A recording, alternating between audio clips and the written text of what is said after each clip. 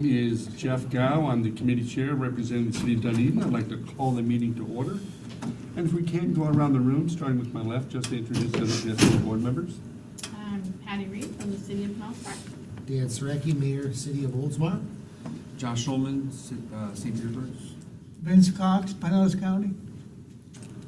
And our illustrious leader. Good morning, Brad Miller, CEO of PSTA. There we go. Thank you very much. Brad, welcome. Good morning, everyone. Let's go to public comment. Is there any public comment this morning? I did not receive any. Hearing none, seeing none, let's bring it back to the board. We have the minutes of the November 15th. Wow, November 15th, I guess that's true. Yep. Happy 2024. So the minutes of the November 15th meeting. Now, a motion? Second. Motion and a second. All in favor? Aye. Those opposed? And that motion passes unanimously. Well done, guys, at 24. We're doing great so far. All right, we have our TransDev contract modifications. Brad will go ahead and introduce the section. Brad? Where did Brad? Brad? We'll get there. We'll get there. Oh, there it goes. There we go. All right. She does it, perfect. Good morning, everybody. Happy New Year to the Finance Committee.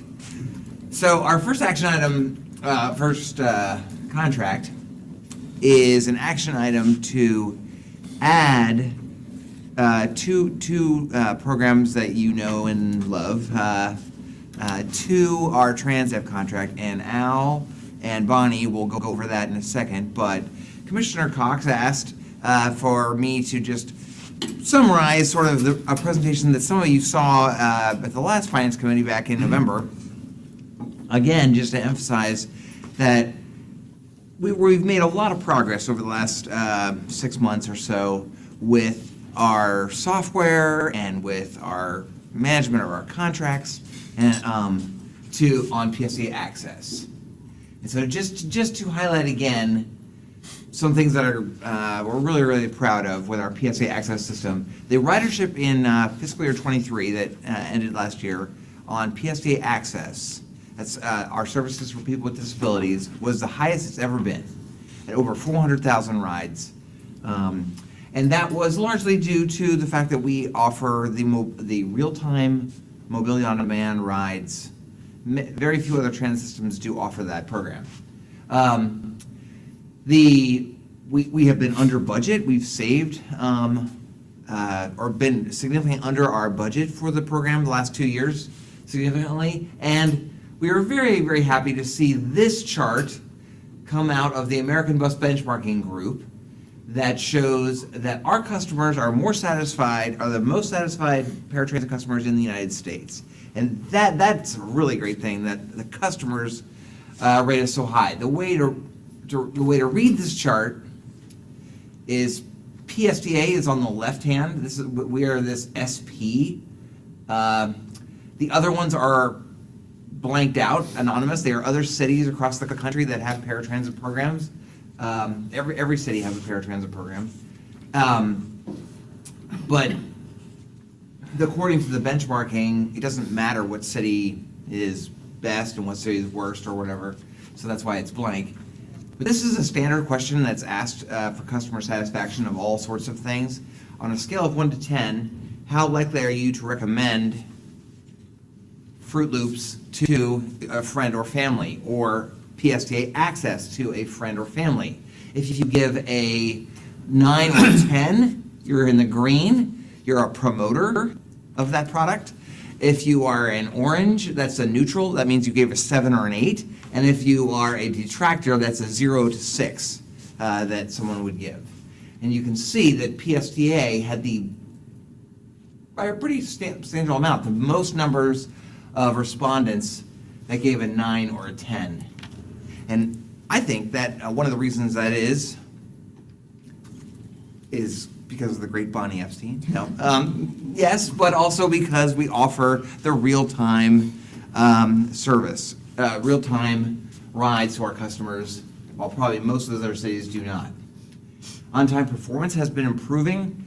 Complaints have been down. something I know Commissioner Cox is very cognizant of and happy about is that our efficiency is up on our service, meaning the more rides per hour and even more rides per trip has been going up lately. A lot of this is due to improvements to the software. The spare software, which I know we've had a lot of discussions about, and at first was struggling. We were one of the very first customers of this company who had made a very innovative concept for a software, but they had never really put it into practice, where they could provide the real-time service and the sort of traditional paratransit scheduling in one software package. That really hadn't been successfully done yet. So we were sort of the guinea pig. Now they have really grown because it's a very popular service, and they have gotten a whole bunch of other systems to take on, and so PSTA has been benefiting from upgrades that they're giving to other cities now on PSTA, and so I think that's one of the reasons why things have sort of sped up in the software development. We have a system in place where the customers are now getting real-time texts and messages about where their vehicles are. And they can see on a map, if they use the PSA Access app, they can see where their vehicle is, just kind of like your Domino's Pizza app, where you can see your pizza arriving, that knows if your pizza's, like in my case, not arriving, it's going the wrong way, and you can maybe make a phone call. That happens all the time. That does happen, and that the customers love that. And then last was that I think morale is very, very positive, right? Before Christmas, we had a party. TransDev hosted a party for PSTA winning the System of the Year, which they want to take credit for too, or their employees should take credit for. And this is a picture. Don't worry, Al did come to the party too, because there was food, but he's not in this picture. But we did take another picture of him at the TransDev offices, where their regional vice president came, and they gave us a tour, and all their employees participated. It was great. I think I'll just maybe jump to sort of the things that are on the horizon. Since I did share some of this before, we are always wanting to make improvements and keep getting better. There's this issue about being efficient by adding more people onto the same vehicles, which saves money for us, and customer satisfaction. The customers don't necessarily no customer wants to be taken way out of their way, right, to go up to Dunedin when their destination is in Gulfport. You don't want that to happen.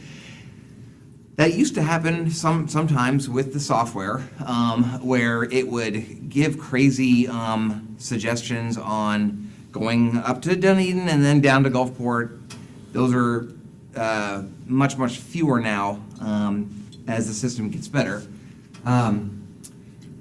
This morning is a big step in that. Increasing the number of wheelchair accessible vehicles in the Mobility on Demand program will be a great thing for our customers, giving people who have a mobility device the ability to get real-time rides, just like people ambulatory rides or people that don't have that.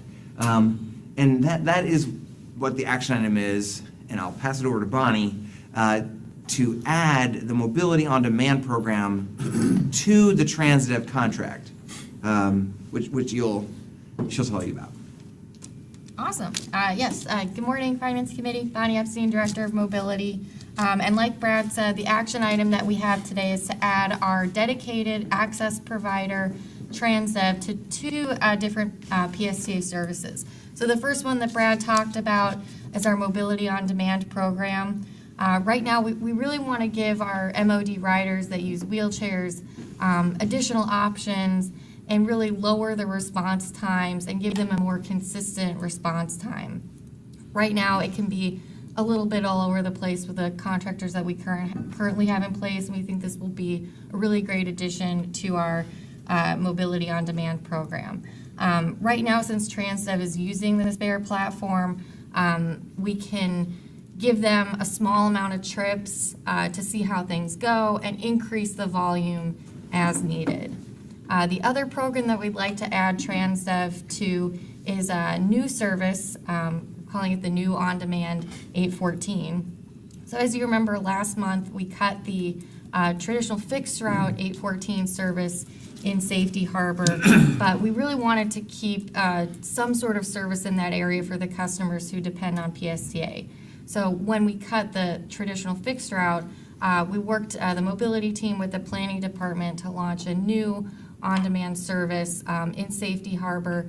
It's really like an on-demand microtransit service, point-to-point, and not a traditional fixed route bus. But customers can call ahead and reserve the trips. They can schedule them on demand, so they can either call us or use the PSA Access app to book those rides. And like I said, pre-scheduled, on demand, they can travel throughout Safety Harbor, and it's Monday through Saturday. Right now, we have a dedicated TransDev vehicle running that service. And so I also wanted to mention that TransDev does have the capacity to perform these services with their current fleet. We don't need to buy any vehicles or add anything, and we can keep the same platform hour cost that we have for our current PSA Access contract. And with that, I'll pass it over to Al Burns. Good morning, Mr. Chair. Al Burns, your highly motivated procurement director. First, I want to make sure that we understand that we're bringing two separate, an A and a B action, and these aren't new procurements. These are not new procurements. We're not entering into a new contract.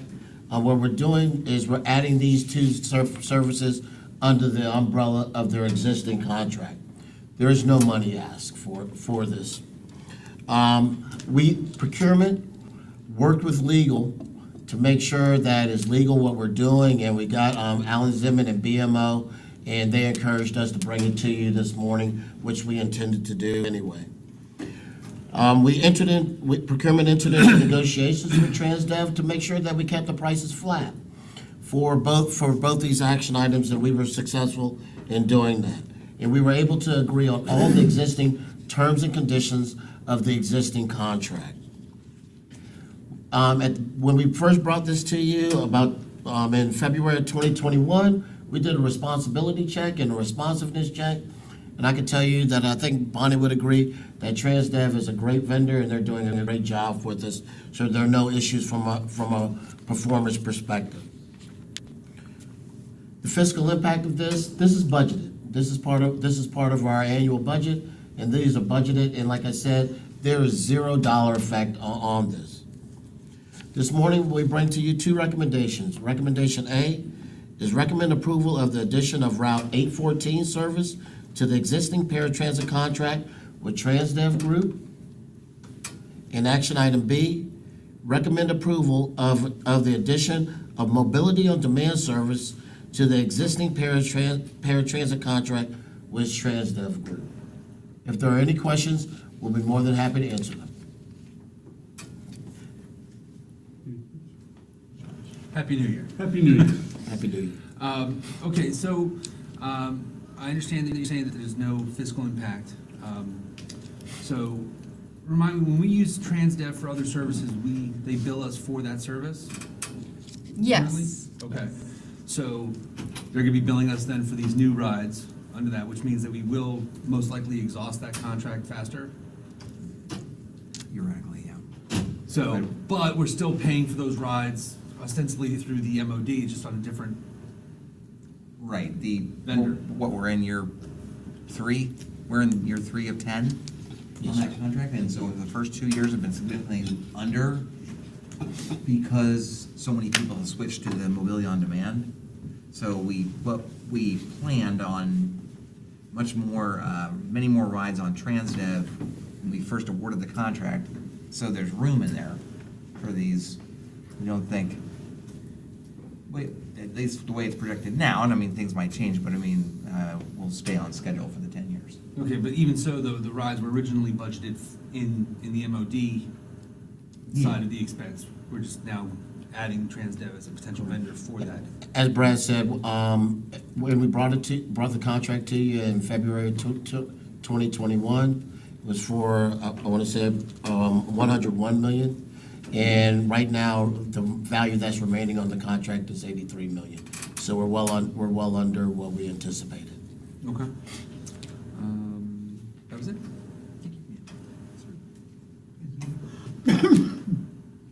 Thank you, Bonnie, for that presentation, Mr. Miller. And a couple of things here. Initially, we had planned to not, we were gonna cut 814. And now that we haven't done that, we also, correct me if I'm wrong here, we save actually the paratransit service also for that area, is that correct?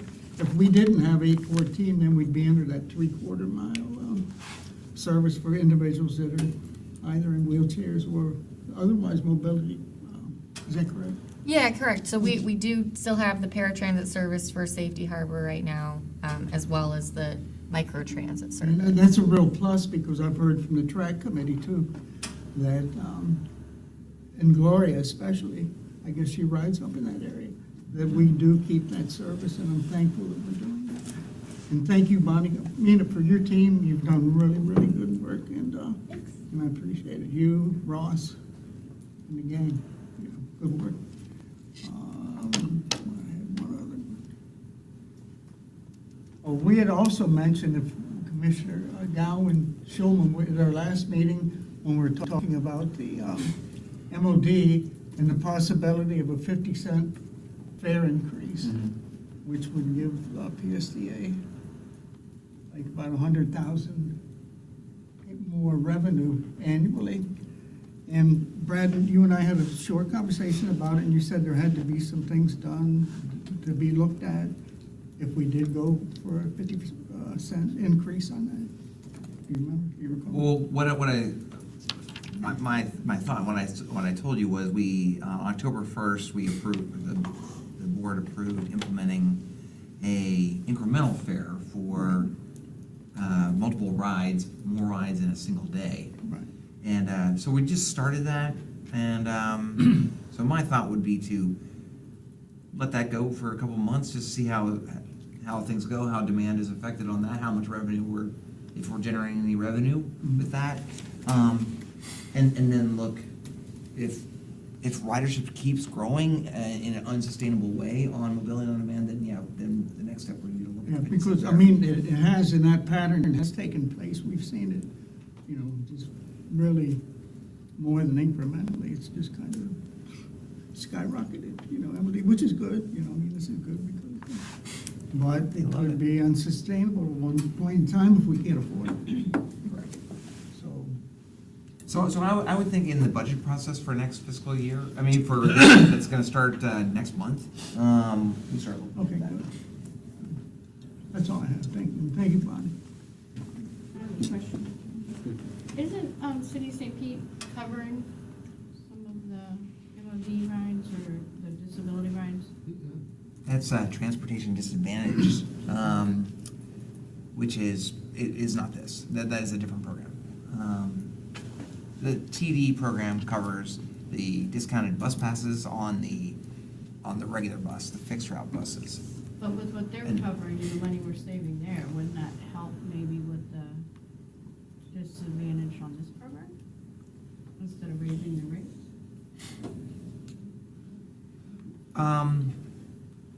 Well, Where's that extra state, where's that money going? so that fund, those revenues go to PSDA and cover the lost fares on the regular bus service. So that, whatever it is, the 160,000 or St. Petersburg is giving us for that, or paying for those TD rides, is offsetting the cost of the Flamingo fare revenue that we would otherwise be collecting as part of the transportation disadvantage discounted bus pass, which is $11 instead of $70 for low-income folks. According to the state law, you're right in that people with disabilities are considered transportation disadvantaged, although, Yeah, because this came up in Dale's TV Yeah. board, so I said I would Yeah, yeah. ask, so. funds are going that we're saving, because it's supposed to stay in, my understanding is towards those programs, because some of it's, It is. Great The funding. funding, however, I hadn't even thought of this, but they're considered transportation disadvantaged, but the state prohibits us from using any transportation disadvantaged funding that we get from the state on Bonnie's programs, on paratransit. You can't do that. That seems like a problem. yeah. So we talked about that at the LCB board on where that, since St. Pete kicked in money, where the money is at luck allocated, and the grants that we're getting for the disadvantaged were, like, is it gonna sit there, is it gonna, where is it going?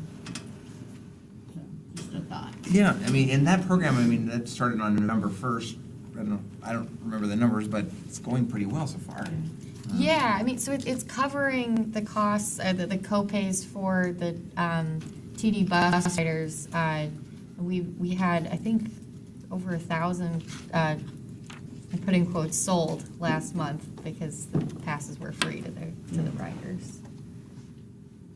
I thought, But that $11 would have otherwise been paid by The customer, yeah. The revenue still would have been there and gone to that same pot, am I not correct? Yeah. Yeah, PSA is from PSA's perspective, we're just breaking even. Yeah. yeah, but there's still funding in there that once they put that money in towards that, I guess, from my understanding with our meeting was that you have to see where those funds, the difference is, can't be used towards another program or something, so I'll have Rob reach out, because we talked about it at the LCB board. Okay, yeah. Good questions. Everybody good? Yeah, I'm pretty good. Anything that expands access for mobility on demand, I'm all for, so very good, Bonnie. Excellent. Is there a motion? Move approval Is there a of A and B. A and B? Is there a second? We have a motion and a second. All in favor? Aye. Are those opposed?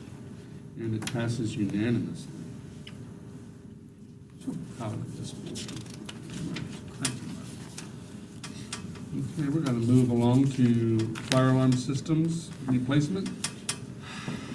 All right, Al Burns.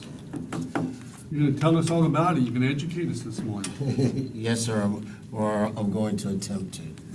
Can you just more on us? Last year, you may remember at the October 18th Finance Committee, I brought to you and you voted unanimously to award a contract to MCS.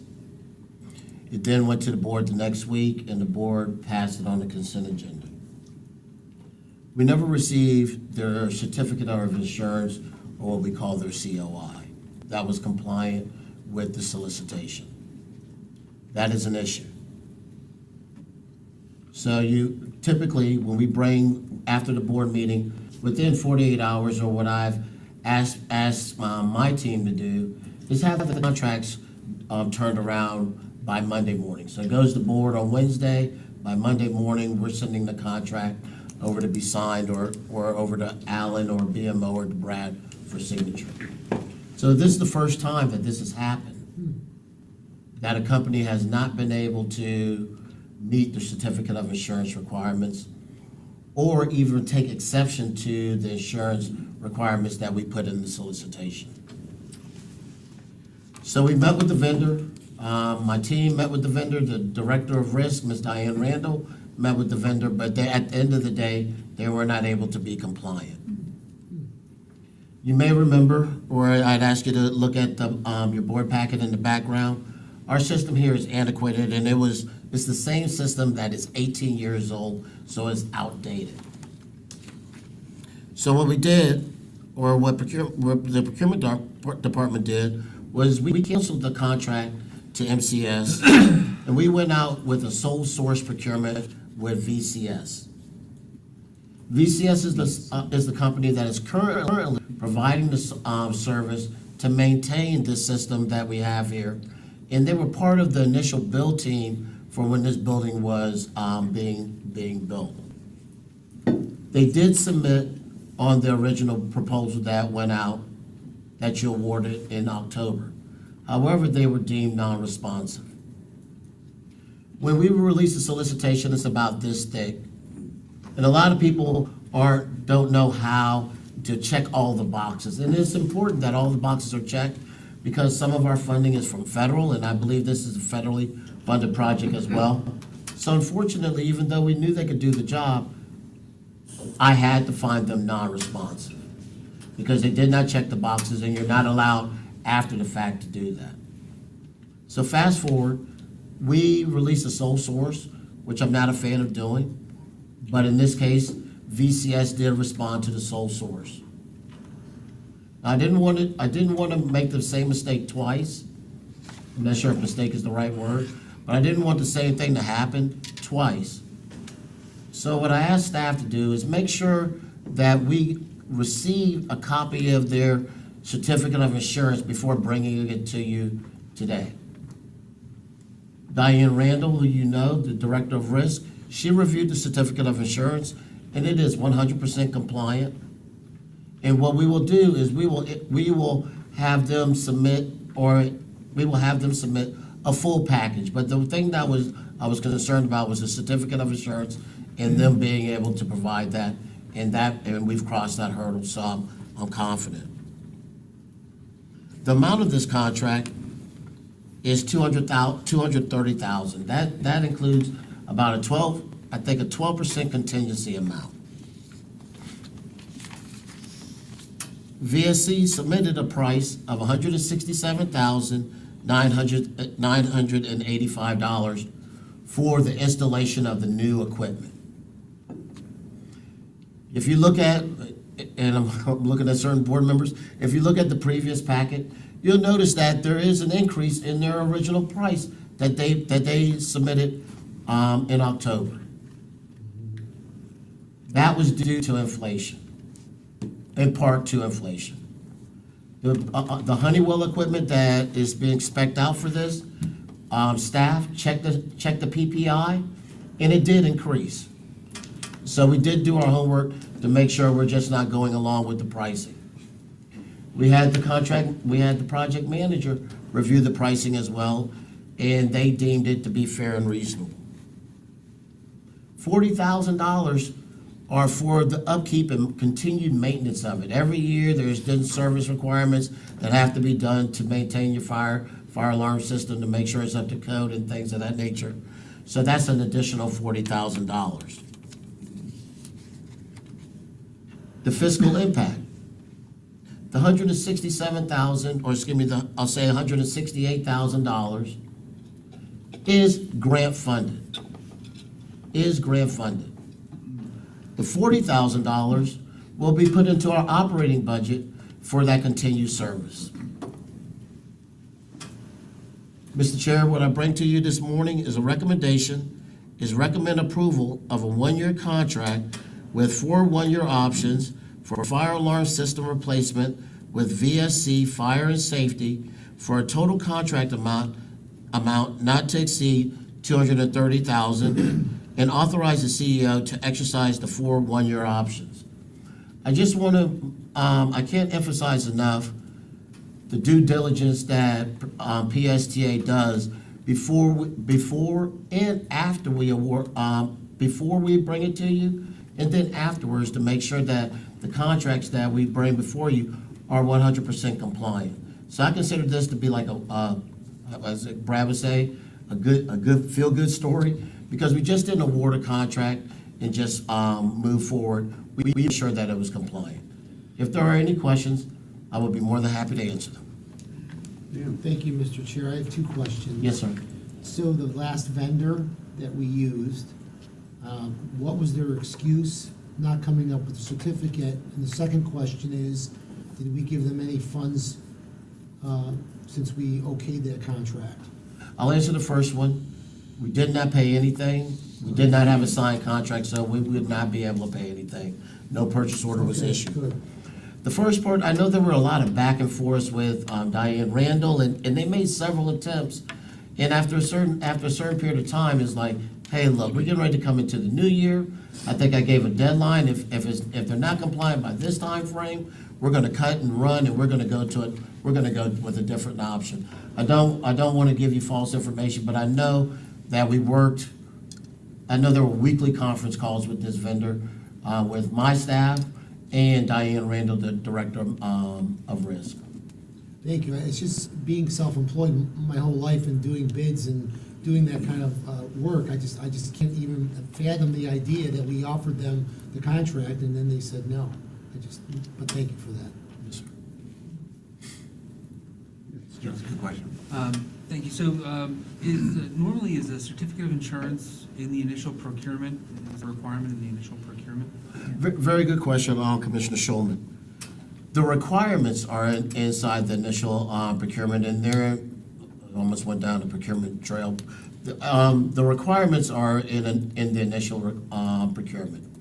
However, we normally don't ask for a COI with our name and things of that nature until I know that we're going to award a contract. That's the reason there was like a pause.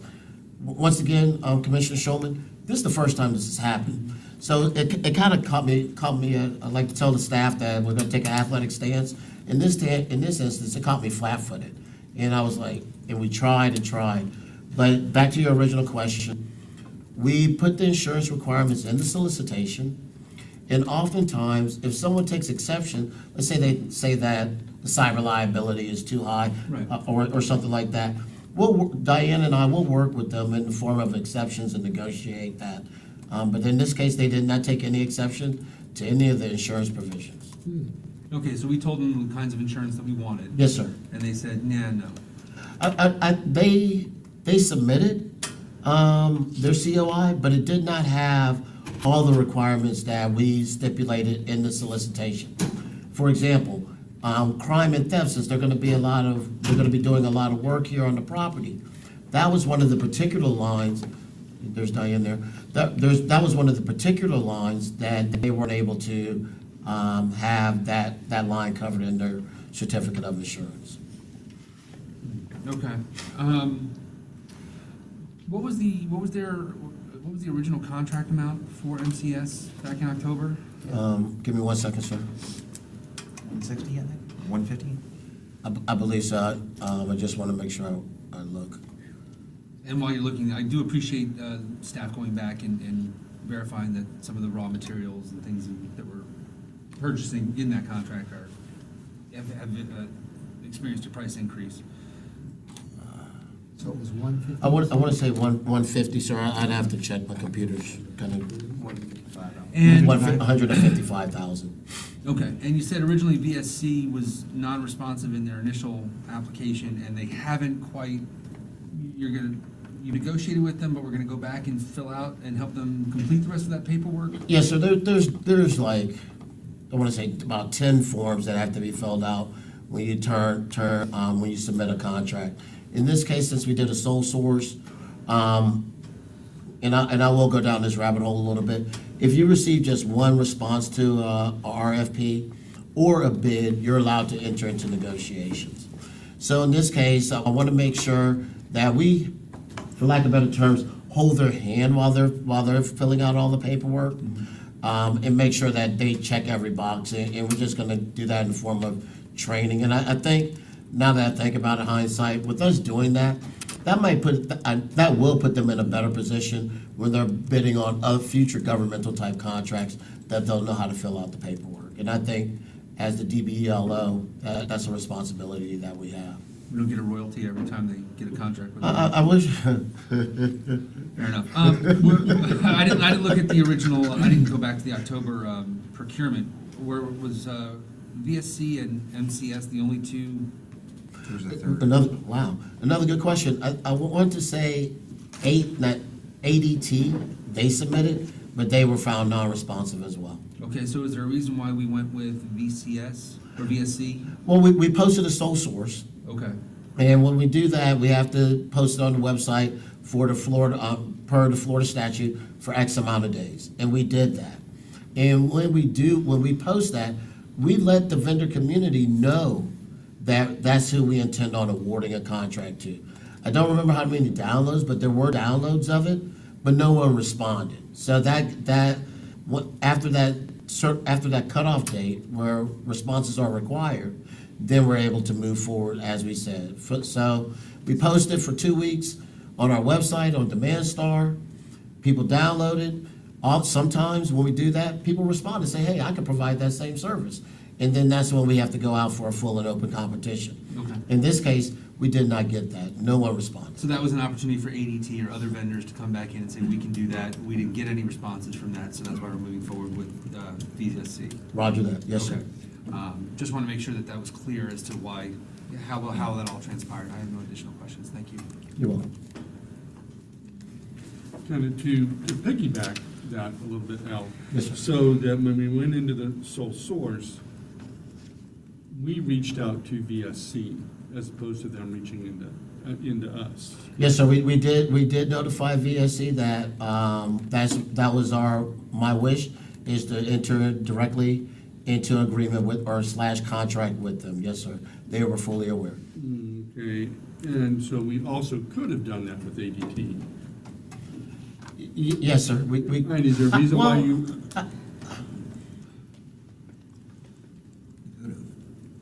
I don't want to knee-jerk a response, but my initial response would be no. The reason, once again, the reason that we feel very comfortable with VSC is that they're providing that service to us right now. I don't want to knee-jerk that answer to you. I'm hesitant on responding, saying, yes, we could have reached out to ADT. I would not have felt confident reaching out to ADT and bringing that forward to you. I can tell you that. and so through this procedure, there isn't a possibility of ADT coming back to us No, sir. later? No, sir. We follow all the rules and regulations, both federally and state. More question. Yes. Thank you, Mr. Chair. Last question, the Simmons system, the 18-year-old software, are we still using that now? Yes, sir. Okay, thank you. That's all I got. Any other questions? Is there a motion? Move approval? Second? We have a first and a second. All in favor? Aye. Opposed? Ayes have it, unanimous. Good job, Thank you, Al. Mr. Chair. Well done, Al, thank you very much. Item 3D, Duke Energy Partial Transfer Agreement. Is Henry here with us? Yes, he is. Good morning. Happy New Year, sir. Happy New Year. All right, and he's the Director of Maintenance, will present the agreement with Duke Energy to accept ownership of PSTA's automobile chargers.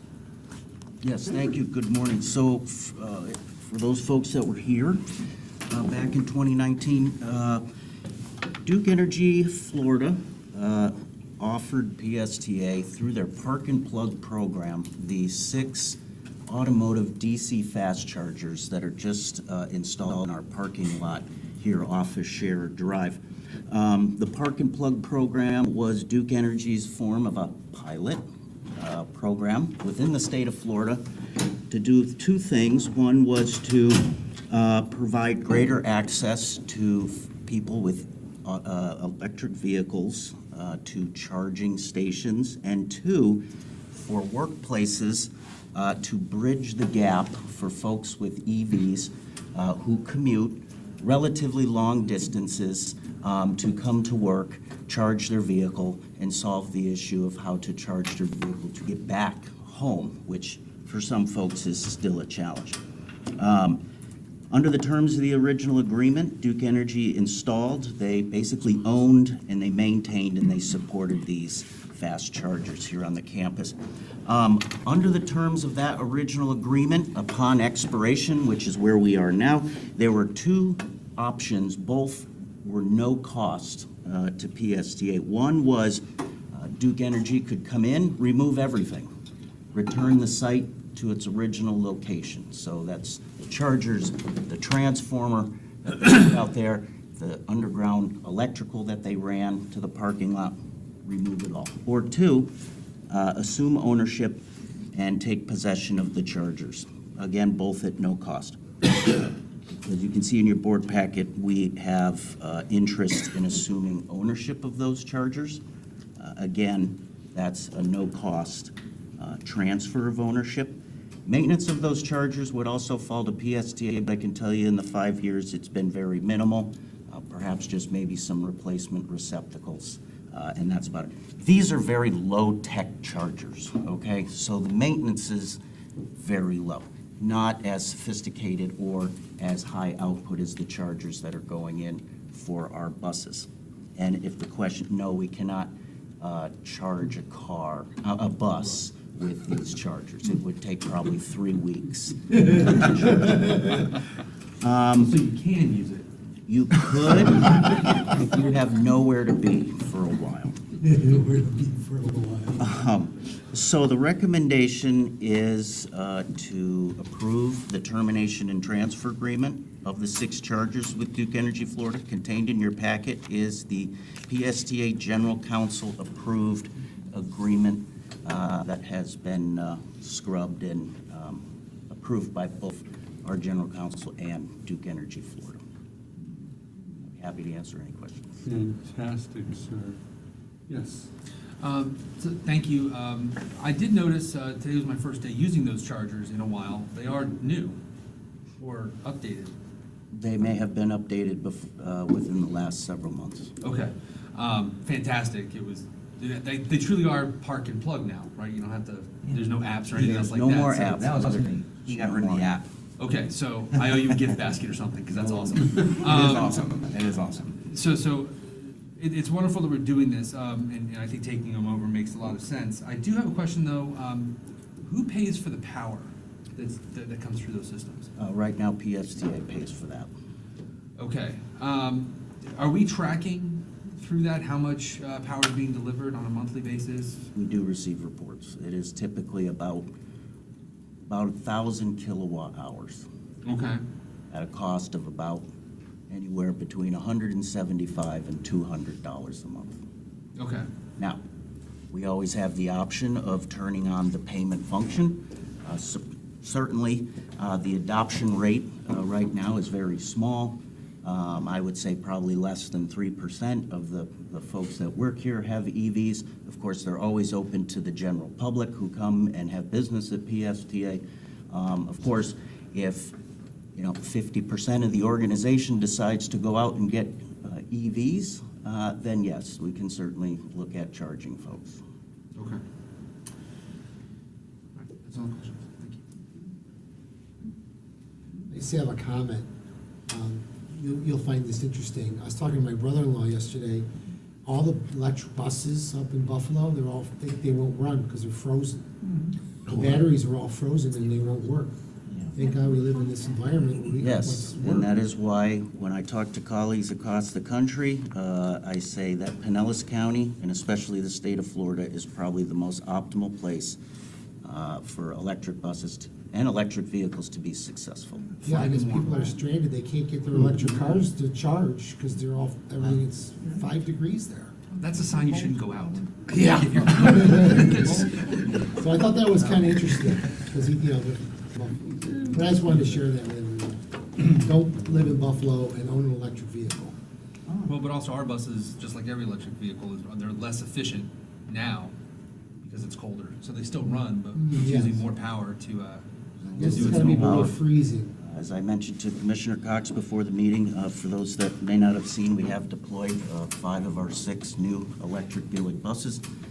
They are doing better than we projected in terms of range and in terms of power consumption. So I think we deployed them the last week of December, and we've seen probably they've racked up about 3,500 miles. They're doing about 220 miles a day. So that's obviously saved several thousand gallons of fuel, and so far so good. They're doing very well.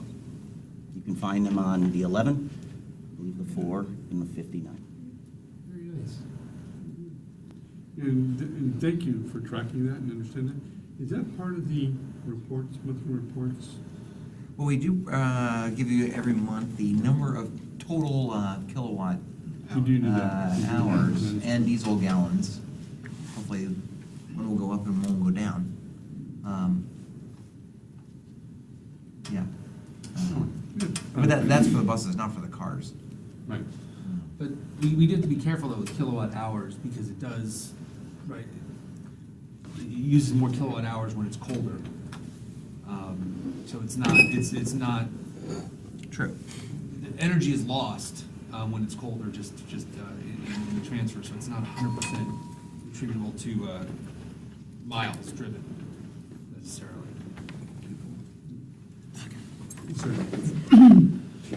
Blake, Henry, if you would comment also on the new Gilligs that we have on the electric, about the windows in the. So the blue windows that you see are not just aesthetic. Those are thermal shielded windows, which will block about 99% of UV, ultraviolet light, radiant heating. Now, it doesn't really do much for when it's 44 degrees out today, but when it's 100 degrees out in the summer, it actually will keep the passenger compartment about 15 degrees cooler, which means there will be a energy savings in terms of running the HVAC, the air conditioning in the summer. So it's not just for looks. They do look good, though. I know we don't have a huge number of cold days, but like today, does that, with those windows, does that make the inside cooler, so now we have to use more energy to heat? I don't see that the buses are cooler per se because it's blocking sunlight out. I know that these buses, unlike when it's minus 20 or 10 degrees up north, down here, we don't have the heating requirements as they do up there. So our load is actually a little less than if we were running in a Buffalo, Debbie. And also, these buses are equipped with, the OEM is Thermo King, their new high-efficiency heat pump system, which is actually recycling heat that is transferred from the batteries itself. So that's a new innovation to try and reduce household load. For comparison, we talk about kilowatt hours per mile. Our conservative estimate was 2.5 kilowatt hours per mile. Okay, we're seeing 1.91, 2.0. So we're a half a kilowatt hour better than what we projected. Now, in comparison, what do our older electric buses get? About 2.0 kilowatt hours, but again, that's a 35-foot bus with half the battery capacity. So we've got a 40-foot bus with 2 times the battery capacity, more weight, and we're actually still in the same ballpark. Again, 2.5 weeks out there, we're watching these every day, collecting lots of data. We're on a 4-week, what we call stress test and data stress test mode. So I'm happy to always give updates on how we're doing. And just one last question, because I know we've got some of our state representatives that are concerned on whether or not our windows are meeting state statute. And just want to make sure that, are the window tinting that's being used, are those meeting state statutes as far as Yes. blocking out visibility and what have you? If you're talking about all previous buses, because you actually see through the windows on these new ones, but all previous buses with the tint, the bus manufacturer would not build a bus with tinting that was illegal in the state they were selling it to. So they do meet state law. I'm sorry, what was that? The bus What is that? so all tinting has a transvicity rating, okay? And each state may have a little bit different laws than the other. The bus manufacturer cannot, okay, build a bus that violates the state law that it is selling the bus into here in Florida. That is new information to me. That is wonderful to hear. Are you happy? I'm thrilled. I had great concerns before. So thank you very much, Henry, to know that we are compliant with all state statutes. And now we just need to educate our state legislators. So that's wonderful. That's a heavy lift. It But, is a heavy- so I would like to make a motion to approve the park plug transfer agreement. And we have a first and a second. All in favor? Aye. Those opposed? And it passes unanimously. Great job. Wonderful. Thank you, Henry, Thank you, very Henry, much. thank you. And now we are moving on to reports. Oh, no. Looking for Julie Luther. Is Julie here anywhere? Julie had a little car issue this morning. Right. Today's financial report Buffalo in her. will be written by Debbie Leos. You know, it's always hard to follow Henry because he's like our very own Bill Nye the Science Guy. He really is. And my report will not be as exciting as his. Since we haven't been together since the beginning of the fiscal year, we're reviewing through November. And as I was looking at this morning and preparing myself to be Julie Lupus, I realized what we are missing off this report is a little one-pager, little tiny thing that says timing differences to see how we're doing. So I was channeling you this morning, Commissioner. So you will see that next month. In the first couple months of the year, we do have some timing differences that are difficult to account for. For the month of November, and this is just looking at the 1 month, we had a surplus of $12.3 million as compared to a budget of $12.7 for an unfavorable variance of $437,000. As we take a look at revenues, revenues are about spot on. But I wanted to have you take a look at the property tax revenue. That is a timing difference of about $1.8 million that we haven't received. And it's always hard for us to try to budget accurately when we get that money. On the grant side, you will see we are way up over budget. Now, had we reported October to you, you would have seen we were way under budget. Reason being is we always don't get the grant agreements right spot when our October 1st date starts. So we cannot record any revenue until we get that grant agreement, which is why we kind of had a catch-up month this month. And you'll see that when we look at the year-to-date totals. On the expense side, we are slightly over budget here through the year-to-date, and there are two factors that are driving it. Our salaries are slightly over budget, and that's probably due to some training classes that we have going on, and that'll even itself out. And the other is on the insurance expense, $327,000 over budget.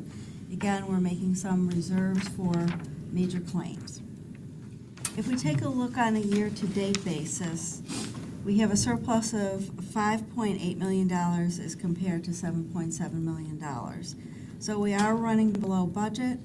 Reason, the driving force is our property tax revenue, which we know shall catch up. Matter of fact, we're about $1 million over budget in the month of December. Other than that, we're looking pretty good with the exception of insurance. Insurance, yeah. Did you just, Yes, sir. yes, sir. Questions? Yes, Okay. please. So first off, thank you, you answered two of my questions already. I did want to ask about passenger fare revenue. Yes. So it's down 15%. One of the questions that came up, we were talking a little bit earlier about the funds from the city of St. Petersburg for Those are TD. included. Do those go into passenger fares, or do those go someplace else? No, they roll up into passenger fares. Okay, so. Separate line item from fare box revenue, but they do. But they are rolled up into that top number. So have those been received? Yes, actually, I was looking at that the other day. We've billed for those, and I can believe we billed for them, and I'm sure we've been received, but I can double check during the meeting. Okay, do we know if that's billed as a lump sum for the year, or are we billing them on a monthly On basis? a monthly basis. Okay, so, I guess the question would be, what is the thought, as to why passenger fares are down 15% year to date? Is it the Flamingo? Or are we accruing for the non-payment of our Flamingo fares? It's a separate issue. It's not Flamingo. I think it's just that our ridership has shifted some, but other than that, I'm not really, Okay. we're seeing our contract fares coming in. Okay, because we're also, I mean, we're at a point where we're now charging for the Sunrunner in these Yeah. financials. So we have, I realize not each one of those rides is new revenue, people using passes and things like that. But it would be interesting to, and I think important to get an understanding as to, when we have a double-digit decline in passenger fares, Yeah. is to understand why, how, and where those are coming from, so that we can stay on top of that. I know there's other board members too that are going to be And I apologize, I didn't bring all the detail with me. Okay,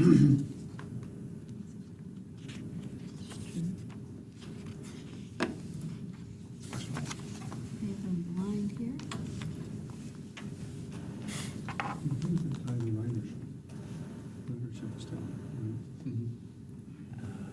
Yeah, our contracts are pretty much right on budget, any for, like, for such things as any of our UPass, CPass, those kinds of things. Our one-day unlimited pass and cash fares, the 1 days are down. And that looks to be a piece of the driving force there. Could that be related to max trip elimination? Could be. So I guess at the end of the day, my. Come back with some. Yeah, my concern is is this something that is out of our control, right? Like, so this is year-to-date numbers. Is it weather? Were there hurricanes? Are the national trends such? Are gas prices down, so people are using their cars more, right? There are things that go into changing ridership habits that we don't control. Or is this something that we need to be attentive to address, that we do have control over? And I don't know if the financial numbers really show all of that directly, but it'd be nice to delve into Al that. just tickled me here. We do have all of our veterans riding for free. However, it's not a significant amount yet. You know, we have, So I know, I'm confident that question is gonna come up in other meetings amongst this board. And so, things like the veterans and other programs that we've said that we put in place, it would be interesting to see what effect that has, so that, again, if there's something we can't control or do differently, the sooner we know that, the more we can adapt. we're tracking veterans. So through the month of November, it was around $8,000 that we've lost, if you will. Okay. Well, it's about 4 or 5% of that total number. And that just started partway through the month of November. You know, year to date through the month of December, it's at about 25,000. Okay.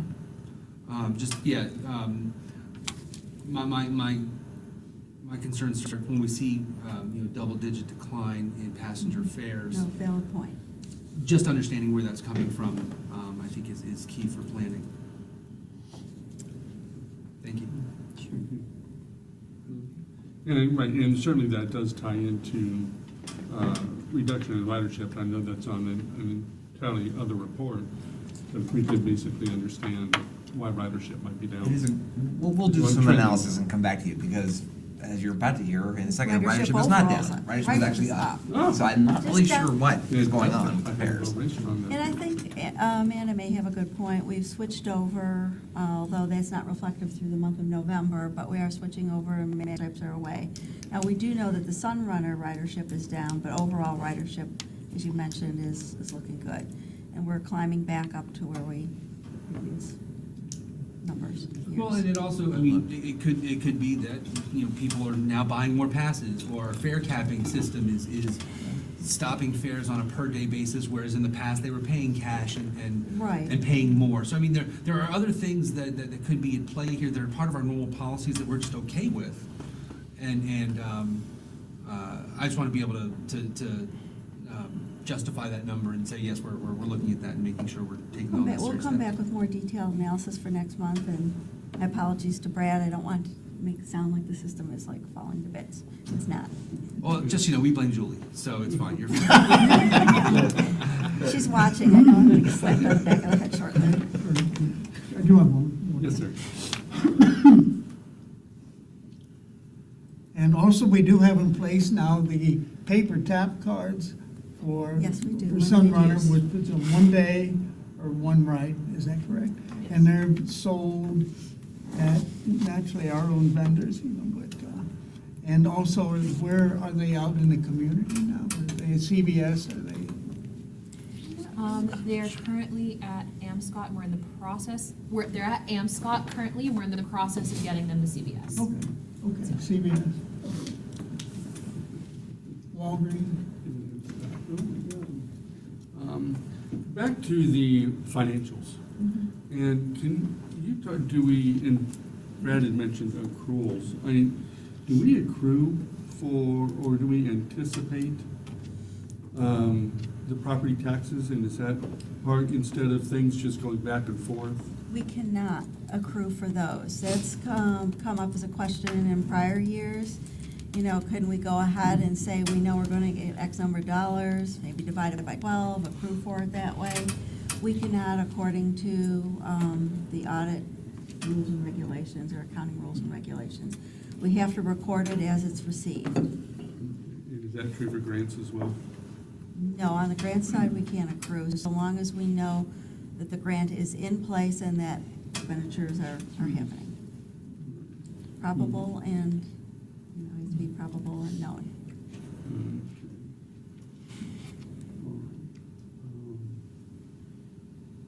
Those are the questions that I had. Are there anything else? All right. Thank you very much. So let's move on to PSTA contracts. All right, in your packet is the contracts report. I don't know if there's any questions. It's interesting, you know, we talk about TransDev today with our action item, and that is our top contract on the list. Are there any questions regarding the report? No questions? Thank you very much. Ridership performance. Actually, can I back up one step? On the TransDev contract? So, it is a $101 million contract over 10 years, so I see, but we have the average spend is $10,100,000 per year. But we've spent 17 or 18 million of that Since since 21. I think you said we had 83 million left on the contract when we were talking about it earlier. Yes, sir. Hang on, let me catch I up. think this report is simply It's just dividing the one by the other, Right. the one column by the other, not the actual spend, which is what Al previously reported. Right, and I get that, and I realize that that's why I started off by saying it looks like it's just divided by 10, and it's just, so, I don't know if just for clarity, if we change the wording from average spend to, you know, contracted amount or expected spend. Contract per or year. Annual expected amount, right, something that, Okay. because it looks like that is what we're spending on average, and we're Right. not. It's not. And I didn't look at the other numbers, but that one just popped out because we were talking about it, so, There. just for clarity, so if somebody else is looking at it, they know what we're doing. Thank you, Mr. Chair. I apologize for going backwards. Yeah, good catch. Josh. All right, Devin. Let's talk ridership performance. Let's talk about it.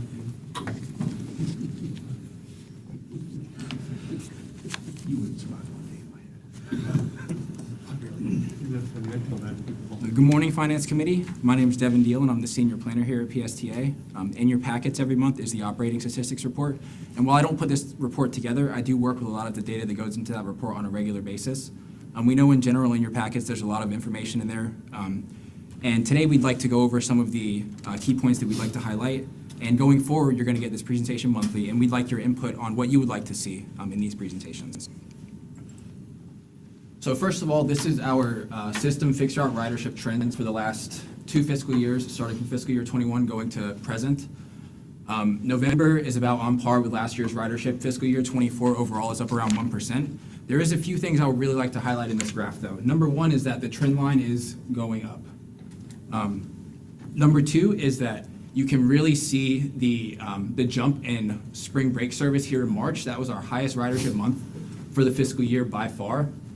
And another thing I would like to point out is the consistency in our ridership. I think when you look back over the last few years, you can really see large dips and valleys in our ridership in general, month to month. But now, last fiscal year, you really see it start to kind of balance out and we have more steady ridership. I know there's a dip from October to November. That trend stays steady year after year. You can see October 22 dipping to November, same October 21 dipping to November. That's generally because October is a 31-day month with no major holidays and pretty good weather. Going into November, it's a shorter month with a day for Thanksgiving service, so we do see a little dip in ridership in November generally. Moving on to our highest ridership routes, you can see the 52 in gold up top consistently outperforming most of our other routes. And you can see the implementation of the Sunrunner, how it quickly eclipsed the rest of the routes as one of our higher ridership routes, and the large peak in spring break service where we had almost 115,000 riders. You can see down here kind of jumbled together between 45,000 and 60,000 rides. We have the 4, the 18, the 34, and the Suncoast Beach Trolley. Here, this also really highlights some of the seasonality I spoke to in the previous slides. It's not just the beach trolley in red where you see the jump or the Sunrunner in green.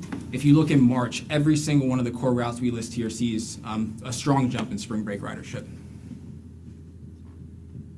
And moving on to some UPass ridership, this is not specifically in the operating statistics report, but our operations team had the operators conduct a survey of UPass riders as they were boarding the bus to determine what entity they were associated with.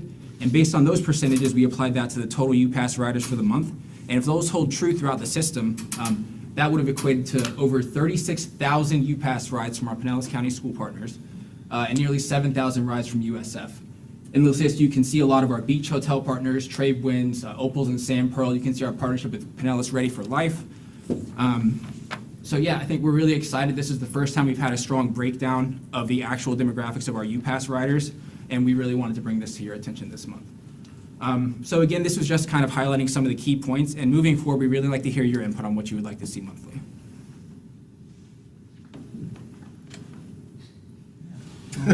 All eyes. Hi. I'm feeling a little awkward right now. I think I like the breakdown of the UPass. That's helpful. Where were the surveys given? Do we know? Our operators are actually on the bus as the UPass riders were board and show an ID. The operator would note what entity they were associated with. What routes? It was system-wide. A system-wide, Yes. okay. Because that's obviously important if we're Yes. standing outside of Largo High School, you know. I actually don't think I mentioned it, but the survey was conducted November 12th to 17th, and we had around 3,300 responses, or 3,300 notes from the operators of UPass riders. Yeah, so I think that's helpful. I don't really have any more on this sort of report. I do actually have just a comment about the Sunrunner, which probably isn't necessarily for you, but I don't know if we're obviously we expected the drop.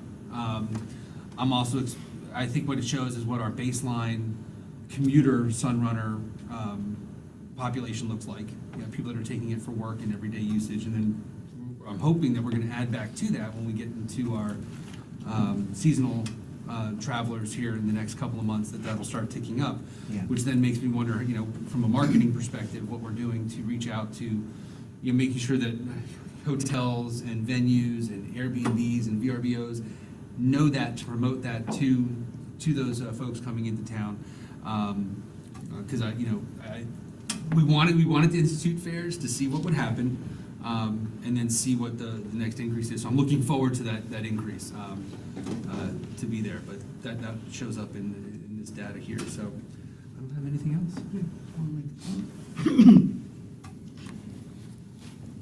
Thank you, Mr. Chair.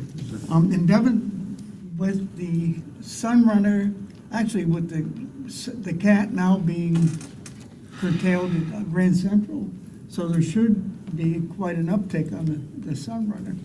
And we don't have those numbers yet, the December numbers yet? Correct. Okay.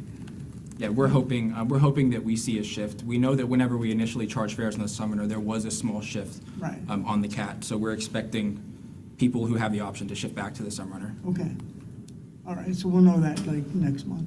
Yeah. Yeah. All right, next month, that's all. Yeah. That's all I have, thank you. Thank you. Anybody else? Thank you. Good job. All right, well done. The UPass, just looking at it from the marketing standpoint, this is an opportunity, I think, to really continue to reach out to the school board and show them the impact of what a partnership can look like.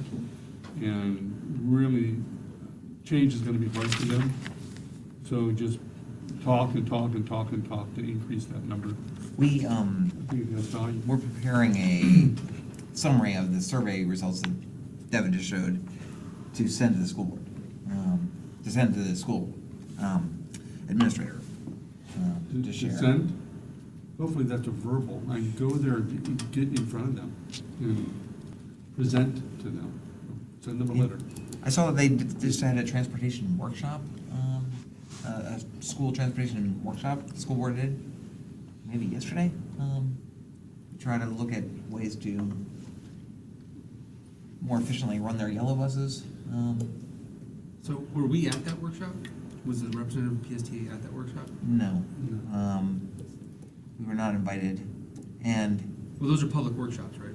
they, yeah, I guess, I saw it on the media, so. Okay, so I guess my point is we can be better responsive to their needs if we're hearing their needs, right? So, Correct. even if we're not part of the conversation, I mean, there was an article in the paper, about Pasco County and the change in start times and their struggles in trying to figure out how to bus that.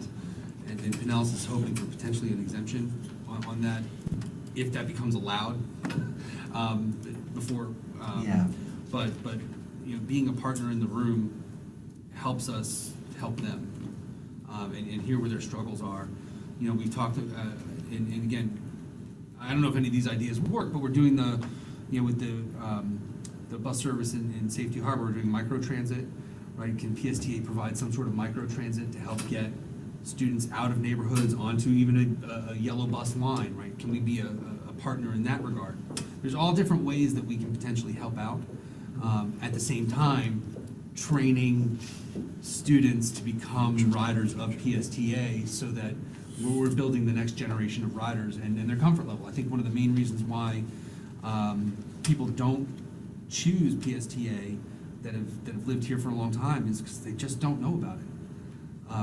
I was talking to a service provider for me. Their office is on 4th Street. They live North 4th Street in apartments, and they got in a car accident, and they're having trouble getting their rental car and all that other stuff. And I said, well, did you take the bus? And he's like, I never thought of that. I'm like, and it's the 4, right? So, I mean, it passes by his house and his work, and it didn't think of it. And it's because he didn't grow up thinking of it. And so, you know, that is one of the main, besides helping PSTA, the school board, you know, with their busing issues, it's for me, it's really about training the kids now that transportation is something they can use, versus something they use only when they have to use it and there's no other choice. And I think it's what the Sunrunner does, right? It exposed the community to, here's an option that you wouldn't have normally chosen. And now we need to, and that which is why I was also pushing for how do we train people to connect to the Sunrunner, Right. so that they can learn. Well, geez, I don't want to drive downtown to then take the bus out to the beach. Oh, I can take the bus downtown to take the bus out to the beach. And I know we can't do it one by one, where we go and just sit down and go, here's the app, here's how you do it. But the school system is how we do that. So if the school's having a transportation workshop or any sort of event where they're discussing transportation, I think it shows our willingness to be a partner to at least show up and learn and be a part of that conversation. Completely agree. Absolutely. Because not only is that helping PSTA, and certainly the future of PSTA with ridership, but it's also helping families and parents, those, especially those that are becoming 16 and are driving age. I don't need to have the burden of a car payment. I don't need to have the burden of escalating car insurance.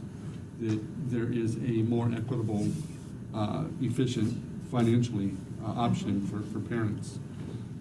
So I'm apparently a big fan of UPass.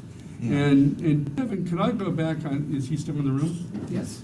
That first graph, Never sit down. and educate the C students on the board. The difference between the blue line and the red line. Yeah. So the blue line is the month-to-month ridership trend. That's obviously going to vary every single month. The red line is the overall trend line. That just indicates the trend of the line. If the line goes up, that means ridership is going up. So the red gives you an indication of the actual trends without the peaks and valleys of the month-to-month ridership. Okay. And I would just, my comment to them would be maybe something in a legend, Okay. so that can be interpreted a little better. Absolutely. Because without that, you'll have, some of our board members might read that incorrectly and then spout things Yes, sir. I'll add that in. that may or not be true. Yes? Excellent questions about Devin's report. Again, the idea is rather than me just giving hot takes that you disagree with. When I am looking at the ridership report for the first time, to have Devin each month provide you something that is informative. My idea is maybe to show the system ridership trends, and then something new each month. I'm sure with our two greatest champions of UPass, we could talk about UPass every single month. And I was thinking, Devin has a lot of other data. Like, he's got a great map that shows a different survey that the students are riding all over the county. There's a lot of ridership, as this survey showed, and they're not just riding to and from school. They're going to the beach, and they're going all over the place. We can talk about that, but I know we have an access person. We've got lots of data on access, so we want to give that. We have transportation disadvantaged past data. We've got that he would show the ridership and then show something interesting that we think you'd be interested in, but please tell us if you want to see something. I personally think that's a great idea. And then you have all the data in your packet too. Right, and then when we go over things like UPass, then it should be followed with really asking every board member to reach out to school board members and tell them how wonderful this program is and how it benefits the school board, how it can reduce their costs, how it's beneficial to their families. Right, the idea that a school bus leaves school one time, so that student has to be on it. You know, public transit gives them the opportunity to stay on campus. And there isn't any college in the state that their main focus is to keep kids on their campus, keep them active and engaged. The more students we have on campus, the more they are in getting remedial help, getting them involved in clubs and activities, and just building that community around their school. So anyway, I'm preaching, yes. Yeah, the whole choir's listening. So one other area for marketing the UPass, I think, along those same lines would be the National Federation of High School Coaches and officials, like letting after-school coaches know that this is, you know, they may have students that can't attend because they have to be on the bus to get back home. Letting those coaches know that there's an alternative, has those coaches promoting and talking to parents about using PSTA as an alternative to get home or to another program. So again, and some of this is just brainstorming, and I don't know why I didn't think of it, 3 years ago, but here we are. One thing on the, go ahead, Devin, one of the things on the ridership chart, it potentially is possible to combine the highest ridership routes and the ridership trends by having like a stacked bar chart of each color for the lines.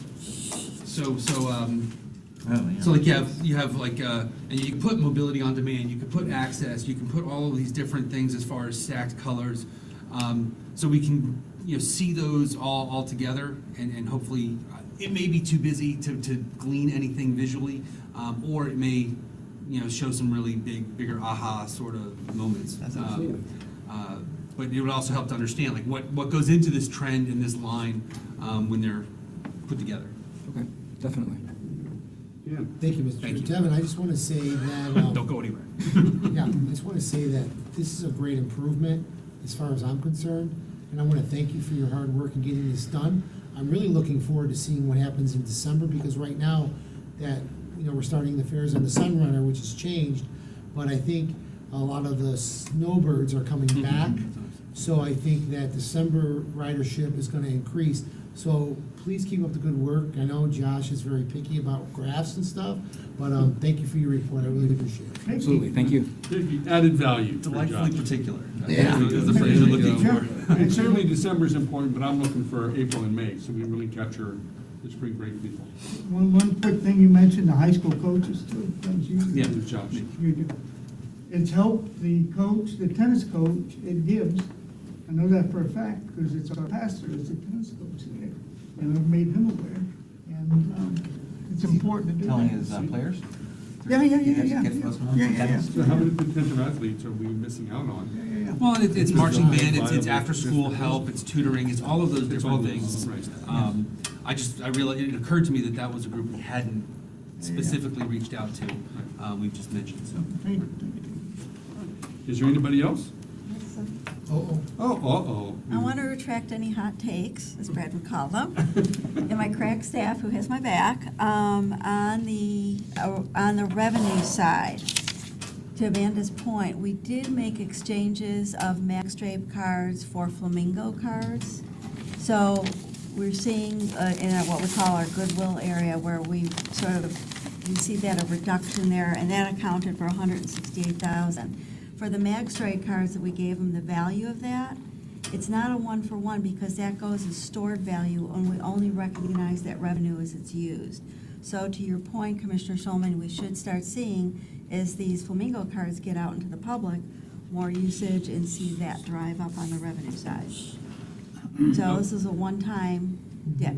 Okay, so, and that is, I think, out of, I don't have the number in front of me, it was 194, 187, or something like that, Yeah. passenger fare decline. Yes. Boy, you're good. So 168 or 64, whatever the number you just said Yeah, was. 168. That's a key difference. And so Yeah. I think it's certainly worth putting into the board packet and notating. Okay, we will redo the report with that notated. Very good. Anything else? I think Josh is really happy right now. I'm really happy. This is my happy face. That's it? That's the happy face. You don't want to see me when I'm sad. Is there any other business? Are we, I did want to mention something on the PSTA access reports. Yes. Two things. One, I was looking at the number of complaints, and it's kind of all over the place. We have that metric as just a pure raw number of complaints. I think it'd probably be more helpful to have those complaints per 1,000 rides or something like that, because it's not, I mean, obviously, we're going to have more complaints if we have more rides. So Yeah. I want to see how are we actually trending based on the volume of rides that we're doing. So I think putting that over, whatever, it's 1,000 rides, 500, I don't care, but some sort of qualifier there. And then the other question I had was 19 of the PSTA access complaints were from driver issues. What are driver issues? Or what are the kinds of complaints we're seeing in driver issues? It can be a lot of different things. The driver didn't come to the door. The driver, we couldn't find the driver. The driver was playing music really loud, or, potentially like issues with strapping in when they get in the vehicle. The driver didn't want me to sit in the front seat, and I had to sit in the back, and I like to sit in the front. So those are some examples of what a driver issue could be. Okay, so we're tracking the detail of those driver issues. Is there, I imagine on things that are being done that are not necessarily procedure, that there's training involved with the drivers to alleviate those issues going forward? Yeah, I mean, every time a complaint comes in, we record the complaint. We have a whole tracking spreadsheet. That's how we make the complaint pie chart. And we follow up with each of the vendors when there is an issue. So for example, if it is TransDev, we send it over and ask to make sure, can there be any retraining? Can you speak with this driver? We just want to make sure it doesn't happen again. Is there a follow-up, or do we find that complaints are coming from specific drivers, or is it really, so if we ask for training and then 2 months later, we're still getting similar kinds of complaints from a similar kind of driver, I mean, is that being notated and addressed? Yeah, we, most of the time, it's not the same driver. We have noticed, I can think of one example recently where we've had the same driver and we know it's the same driver. So we can put extra pressure on the provider. Hey, we have noticed that this one driver, this is the third complaint. These are the complaints that we've had. We really want to take some extra steps. And we just had a conversation like that. Flipping that around, have we noticed complaints coming from the same riders? Yeah. Yeah, for sure. And have we explained to the riders what the expectation should be?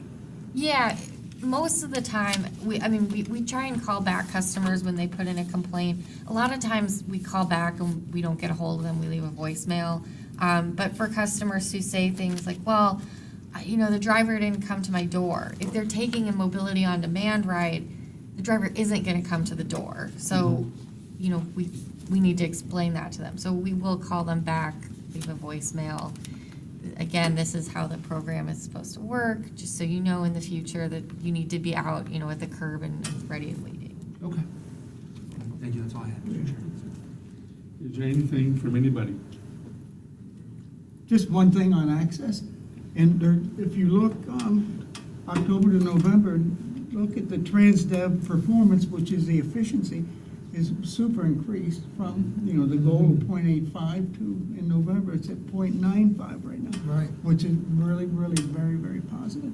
And we really would like to get above 1, and that should happen at some point in time. And, anyway, that's all I have to say. It's good news. Yes, we definitely have seen an increase in efficiency. I think December, so even higher ridership, people doing their Christmas shopping. Well, and USARB also, we were concerned about that, but I'm understanding now that, just speaking to Tom Tibbetts the other day, that they have hired more staff apparently or something, that they're really, Stepping up. yeah, on Monday Tom told me 178 trips they did, which is really, really Yeah, that's good to see, Yeah. for sure. Yeah. That's all. Thanks. Anything else for the good of the cause? Once, twice? All right, our next meeting will be February 21st at 9 a.m. We are adjourned. We got 5 minutes to spare. I like that. I wanted to. This was a good meeting. The last one. Hi, Jim.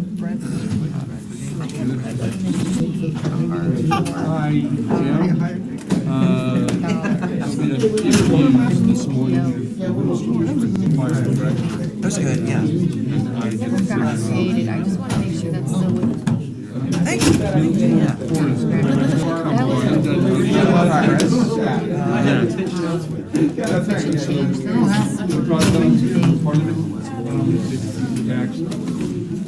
Me too, I'm gonna stay for a couple minutes too. They're all there right now. I'm gonna try to have a budget workshop in February. Try to get going on. Yes. But, try to get some of these information.